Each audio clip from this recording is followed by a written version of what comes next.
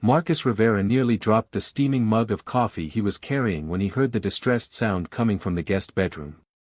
It was a soft, melodic keening that seemed to vibrate through the walls of his family's suburban home. He quickened his pace down the hallway, concern etched across his features as he approached the door where their newest houseguest was staying. "Nira," he called softly, knocking gently on the wooden door. "Are you all right in there?" The keening stopped abruptly, replaced by what sounded like rapid movement and rustling fabric. After a moment, the door slid open to reveal Nira Vasan, their Zelkarian exchange student, her usually pristine appearance somewhat disheveled. Her lavender-tinted skin seemed paler than usual, and her large silver eyes were wide with what Marcus was beginning to recognize as genuine distress. "Marcus," she said, her voice carrying that distinctive musical quality that all Zelkarians possessed, though now it trembled slightly. "I must ask you something, and please, I need you to be completely honest with me." "Of course," Marcus replied, setting down his coffee mug on the hallway table. At 22, he was only a year older than Nira, but his studies in xenobiology had taught him to be patient with cultural differences. Still, nothing had prepared him for the intensity of her silver gaze as she stepped closer to him. "Did your family place me in this room as some form of punishment?" she asked, her delicate features creased with worry. "Have I somehow offended your customs without realizing it?" Marcus blinked in confusion. "What? No, of course not. That's the guest room, it's the nicest room in the house aside from my parents' bedroom. We wanted you to be comfortable during your stay." Nira's expression only grew more bewildered. She gestured toward the room behind her, where Marcus could see the perfectly made bed with its soft blue comforter and the desk where she'd been working on her cultural research. "But it's empty. There's only one sleeping platform, and no one shares it with me. In all my research about human customs, I never found anything about humans using isolation as hospitality." Isolation? Marcus felt like he was missing something crucial. "Nira, I don't understand. You have privacy, your own space." "Privacy," she repeated the word as if it were foreign to her tongue. "Yes, I've encountered this concept in your literature, but I assumed it was metaphorical." "You mean humans actually sleep alone? On purpose?" The genuine shock in her voice made Marcus realize they were dealing with a fundamental cultural misunderstanding. He gestured toward the living room. "Maybe we should sit down and talk about this properly." As they settled onto the comfortable sectional sofa, Marcus couldn't help but notice how Nira perched on the edge of the cushion, as if ready to flee at any moment. Her silver hair, which usually fell in elegant waves past her shoulders, was slightly mussed, and she kept wrapping her arms around herself in what seemed like a self-comforting gesture. "On Zelkari," she began, her voice growing stronger as she found her footing in explanation, "sleeping alone is the highest form of punishment. It's reserved for criminals, outcasts, or those who have committed acts so shameful that they're deemed unworthy of communal rest. The very idea of voluntary solitary sleeping is..." She paused, searching for words. "It's incomprehensible." Marcus leaned forward, his fascination as a xenobiology student warring with his concern for Nira's obvious distress. "Tell me more about how your people sleep. I want to understand." Nira's posture relaxed slightly at his genuine interest. "We sleep in groups, usually family units or chosen bonds. There are elaborate sleeping chambers with multiple platforms arranged in circles or spirals, depending on the relationships between the individuals. Physical proximity during sleep creates what you might call psychic comfort. We share dreams, emotional resonance, even healing energy." "That sounds beautiful," Marcus said honestly, and was rewarded with the first genuine smile he'd seen from Nira since she'd arrived 3 days ago. "It is," she agreed, her silver eyes beginning to shimmer with an opalescent quality that Marcus had learned indicated strong emotion in Zelkarians. "But more than beautiful, it's necessary. Sleep is when we're most vulnerable, most in need of protection and comfort. To face that vulnerability alone." She shuddered delicately. "But humans need solitude sometimes," Marcus explained gently. We use sleep as a time to process our individual thoughts and dreams. Privacy allows us to recharge, to be alone with ourselves. Alone with yourself, Neera repeated, tilting her head in that bird-like gesture he'd noticed she made when particularly puzzled. But why would you want to be alone with only your own thoughts? Don't you become lonely? Afraid? Marcus considered this carefully. Sometimes, yes. But we also find strength in solitude. It helps us understand who we are as individuals, separate from others. Separate, she whispered, and the words seemed to cause her physical pain. I think this is the part of human culture that I find most alien. This desire for separation, for individual identity distinct from community. It's not that we don't value community, Marcus explained, unconsciously shifting closer to her on the sofa. We just believe that you need to know yourself before you can truly connect with others. Neera was quiet for a long moment, her silver eyes studying his face with an intensity that made his heart race. Finally, she spoke. And you've never experienced communal sleep? Never shared dreams or felt the comfort of knowing someone else is watching over your rest? No, Marcus admitted, then found himself adding, but it sounds incredible. Something shifted in Neera's expression, a warmth entering her silver gaze that made Marcus's breath catch. Would you be willing to try? Not as a romantic gesture, she added quickly, a faint purple blush coloring her lavender cheeks, but as a cultural exchange. I could show you what communal rest feels like, and perhaps I could begin to understand this human concept of individual space. Marcus felt his pulse quicken. The logical part of his mind, the part trained in xenobiology and cultural sensitivity, recognized this as an invaluable research opportunity. But there was another part of him, a part that had been increasingly drawn to Neera's ethereal beauty and alien perspective, that wanted to say yes for entirely different reasons. He began, then stopped, realizing that his hesitation might be interpreted as rejection. I would be honored to experience your customs, Neera. But I want to make sure you're comfortable with the arrangement. Her smile was radiant, and for the first time since her arrival, she seemed to truly relax. Thank you, Marcus. I promise you, sleeping alone will never seem the same once you've experienced the warmth of shared dreams. As they began to discuss the practical arrangements, Marcus couldn't shake the feeling that this cultural exchange was about to become something much more personal than either of them had anticipated. The way Neera's eyes sparkled when she described her homeworld sleeping customs, the graceful gestures of her hands as she spoke, the musical quality of her voice, everything about her seemed to draw him in. There's just one thing, Neera said as they finished planning their experiment in communal sleep. In Zelkarian culture, sharing sleep space creates a bond. It may only be temporary for you, but for me. She trailed off, her silver eyes meeting his with startling vulnerability. For you? Marcus prompted gently. For me, it will mean that I trust you completely. And on Zelkari, that kind of trust is the beginning of something that your language doesn't have a word for. Something deeper than friendship, but not quite what humans call love. Something, in between. Marcus felt his heart skip a beat as he realized that what had started as a simple cultural misunderstanding was rapidly becoming something far more complex and beautiful than he had ever imagined. Elena Vasquez adjusted her translator earpiece for the third time in 10 minutes, trying to ignore the way the crystalline being across from her seemed to shimmer with barely contained frustration. Kes Thornweave, the Alta-Iran diplomat, had been growing increasingly agitated throughout their cultural briefing session, and Elena was beginning to suspect that their upcoming diplomatic dinner was going to be more challenging than anyone had anticipated. Let me understand this correctly, Kes said, her voice carrying the distinctive harmonic overtones of her species, while her hair shifted from its usual silver blue to a more turbulent storm gray. Humans engage in elaborate deception rituals when they are attracted to potential mates.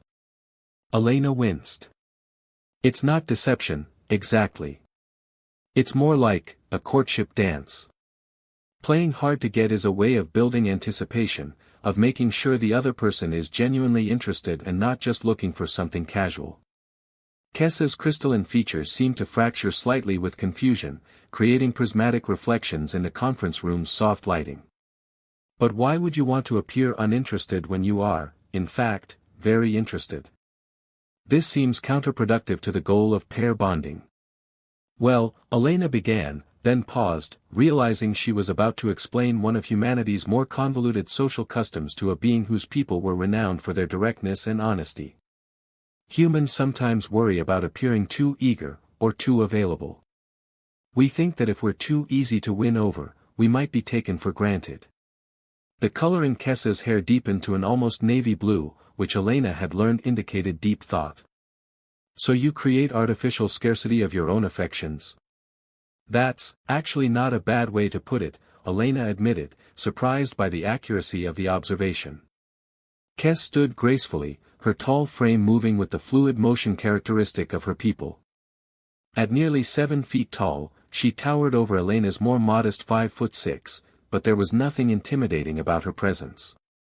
If anything, Elena found herself increasingly drawn to the alien's straightforward manner and the way her crystalline skin seemed to glow with inner light. This is fascinating and deeply troubling, Kess continued, beginning to pace the length of the conference room. On Altair Prime, when two individuals feel attraction, they immediately share sleeping quarters to demonstrate trust and commitment. The idea that you would deliberately distance yourself from someone you desire. She trailed off, her hair shifting to what Elena was learning to recognize as a deep purple of bewilderment. Immediately share sleeping quarters. Elena felt her cheeks warm at the implication. You mean, like, the first night you meet? Kess turned to look at her with those striking amber eyes that seemed to hold depths of liquid gold. Physical proximity during rest is the most intimate form of trust, Elena. If I am attracted to someone, why would I not want to share my most vulnerable moments with them? Why would I pretend otherwise? Elena found herself staring at the way the light played across Kessa's features, highlighting the delicate crystalline structures that served as both skin and a form of natural armor. But what if you discover you're not compatible? What if you realize you don't actually want a long-term relationship with that person? Then we discuss it honestly and part ways without deception, Kess replied simply. Why would we waste time on elaborate games when we could spend that energy discovering whether we truly complement each other? Because. Elena started, then realized she didn't have a good answer. Because humans are complicated, I guess. Kessa's laugh was like the sound of wind chimes in a gentle breeze. Indeed they are. But perhaps that is part of their charm. Their eyes met across the conference room, and Elena felt something electric pass between them. She'd been working as a cultural liaison for 3 years, but she'd never encountered anyone quite like Kess. The Alteran's directness was refreshing after years of navigating the complex social politics of diplomatic relations. May I ask you something personal, Elena? Kess said softly, her hair shifting to a warm golden hue that Elena found herself wanting to touch. Of course. Are you currently engaged in one of these complicated human courtship rituals with someone? Elena felt her heart skip a beat. No, I'm not seeing anyone right now. Why do you ask? Kess moved closer, her amber eyes holding Elena's gaze with an intensity that made breathing difficult. Because I find myself experiencing what I believe humans would call attraction, and I am uncertain how to proceed given your species' preference for indirect communication. You're attracted to me? Elena's voice came out smaller than she intended. Very much so, Kess replied with the same straightforward honesty she'd shown throughout their conversation. Your intelligence, your patience in explaining your culture's complexities, the way your eyes light up when you're passionate about something, all of these things appeal to me greatly. Elena felt her world tilt slightly. In her experience, romantic interest was usually expressed through subtle hints, careful maneuvering, and weeks or months of gradual escalation. Having someone simply state their feelings so directly was both thrilling and terrifying. I'm attracted to you too, she admitted, surprised by her own boldness. But I have to warn you, I'm not very good at the whole playing hard to get thing. I tend to be more direct than most humans. Kessa's smile was radiant, causing her crystalline features to sparkle like a prism in sunlight. That is wonderful news. Would you like to share sleeping quarters with me tonight? Elena nearly choked on her own saliva. Tonight? But we've only known each other for a few days. Time is not the determining factor in Altaïran culture, Kes explained gently, moving close enough that Elena could see the intricate patterns of light that moved beneath her translucent skin. Connection is. I feel a strong connection to you, Elena. Do you not feel the same? I do, Elena whispered, her heart racing. But humans usually take things slower. We date first, spend time together, get to know each other better before we take that step. Kes tilted her head, studying Elena with those mesmerizing amber eyes. Dating. This is another of your courtship rituals. It's spending time together, sharing meals, engaging in activities we both enjoy. Getting to know each other without the pressure of immediate commitment. Ah, Kes nodded slowly. So you wish to evaluate compatibility before sharing vulnerable moments. This is logical, though it seems to contradict your earlier explanation about playing hard to get. Elena laughed, realizing how contradictory human dating customs must seem to someone from such a direct culture. We're not very consistent, are we? Not particularly, Kes agreed with amusement, her hair shifting to a warm pink hue. But I am willing to adapt to your customs, Elena. Would you consent to engage in this dating ritual with me? Yes, Elena said immediately, then felt her cheeks flush at her own eagerness. I mean, if you're sure you want to deal with human complications. Kes reached out slowly, giving Elena plenty of time to pull away, and gently touched her cheek with crystalline fingers that felt surprisingly warm. I find human complications quite fascinating, especially when they come in such an appealing package. Elena leaned into the touch, marveling at the way Kes's skin seemed to pulse with soft light. So what happens now? In Altaïran culture, I mean. Now we spend time together, as you suggested. We share meals, engage in activities we both enjoy, and get to know each other better. The only difference is that I will be completely honest about my feelings and intentions throughout the process. Complete honesty, Elena repeated. That's going to take some getting used to. Perhaps, Kes agreed, her thumb tracing gentle patterns on Elena's cheek. But I think you will find it refreshing. No games, no pretense, no wondering what the other person is thinking. Just two beings exploring the possibility of connection. Elena felt tears prick at the corners of her eyes, overwhelmed by the simple beauty of Kes's approach to relationships. That sounds wonderful. Then we are in agreement, Kes said softly. Though I must admit, I am curious about one aspect of human courtship. What's that? This concept of a first kiss. When does this typically occur in your dating ritual? Elena's breath caught. It varies. Sometimes on the first date, sometimes later. Whenever it feels right. And how do you determine when it feels right? Elena looked up into Kes's amber eyes, noting the way her hair had shifted to a soft rose gold that seemed to glow in the conference room's lighting. I think you just know. I see, Kes murmured, leaning closer.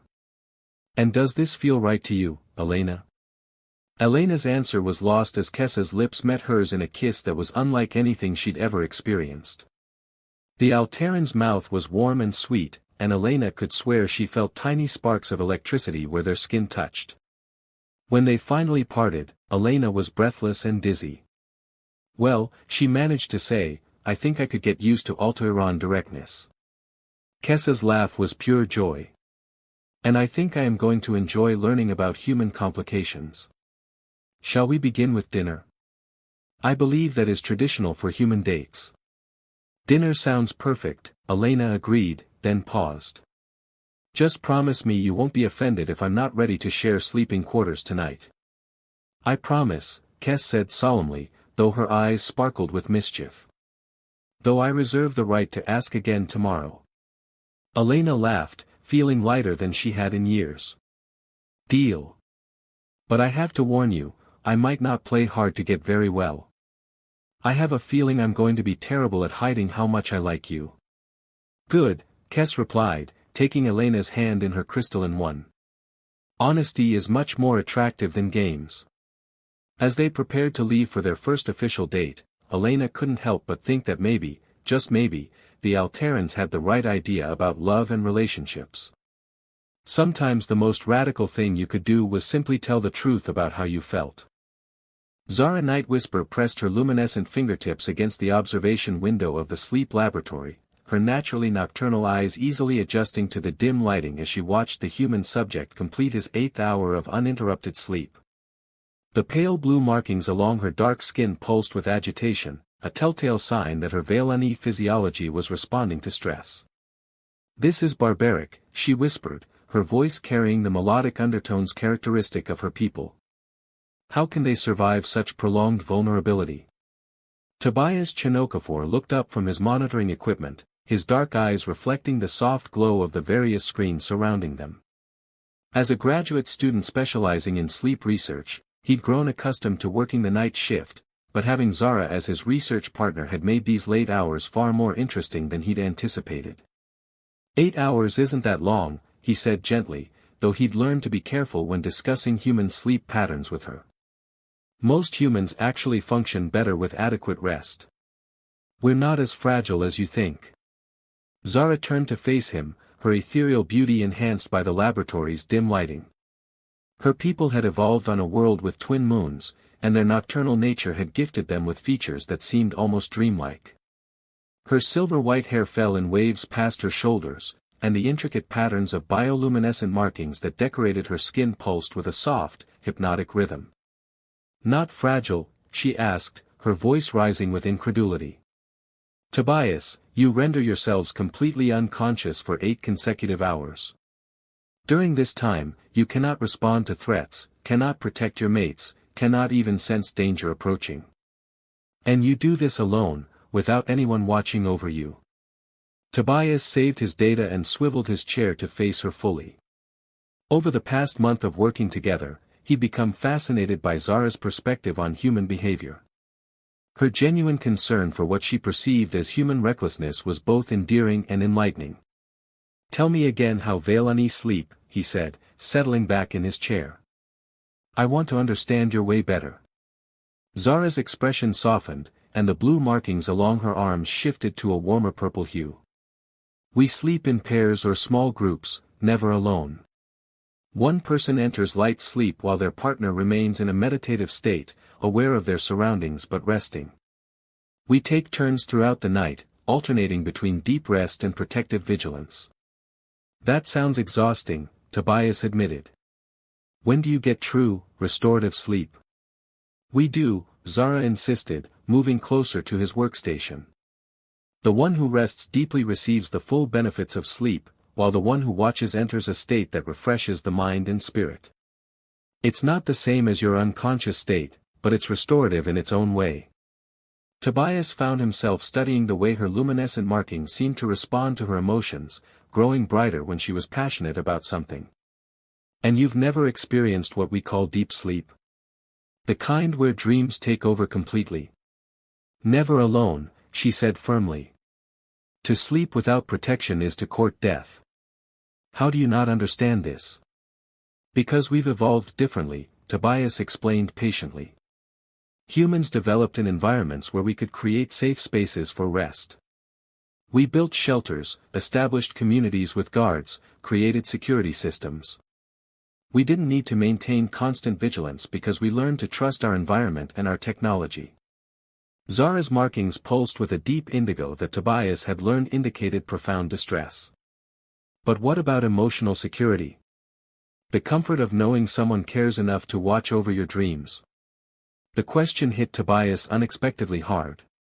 He'd been living alone for 3 years, ever since his last relationship had ended, and he'd grown accustomed to the solitude.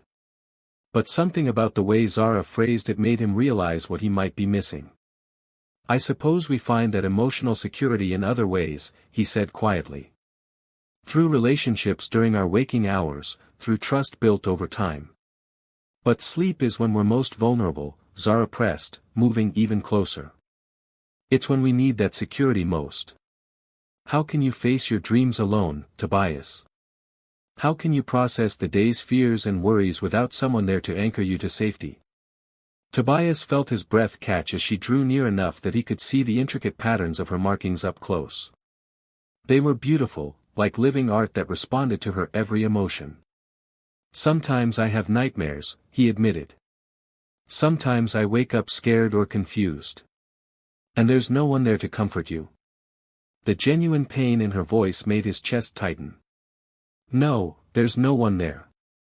Zara's hand moved to his arm, her touch warm despite her otherworldly appearance. That's heartbreaking, Tobias.